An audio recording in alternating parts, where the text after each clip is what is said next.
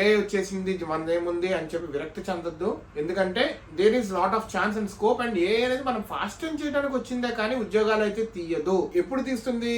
ఎప్పుడైతే మనం అప్గ్రేడ్ అవ్వమో, మొద్దుబారిపోయి ఉంటామో అప్పుడే తీస్తుంది. అంతే కానీ ఏ అనేది టోటల్ గా హ్యూమన్స్ రీప్లేస్ చేయదు అని చాలా క్లియర్ గా చెప్తున్నారు.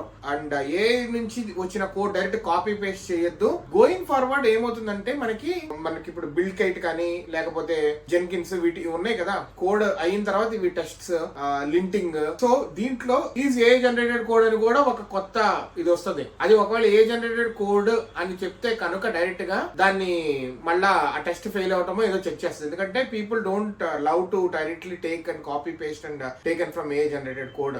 కంపెనీస్ అది ఇష్టపడదు. సో అది కూడా వస్తుంది. సో మీరు ఏ నుంచి కోడ్ తీసుకున్నా make decent amount of changes, makes it robust. అదే విధంగా that makes it function better, that gives better efficiency. అంతేకాని డైరెక్ట్ కాపీ పేస్ట్ చేయొద్దు. టెక్స్ట్ కావచ్చు, ఇది కావచ్చు, క్రియేటివ్నెస్ అదంతా మనుషుల దగ్గరే ఉండాలి. మనుషులే ఇంకా క్రియేటివ్ గా ఇవ్వాలి. కానీ 100% ఏఐ మీద డిపెండ్ అయిపోయి ఒక వికలాంగుడిగా, మెంటల్ వికలాంగుడిగా, క్రియేటివిటీ లేని వికలాంగుడిగా తయారవ్వద్దు.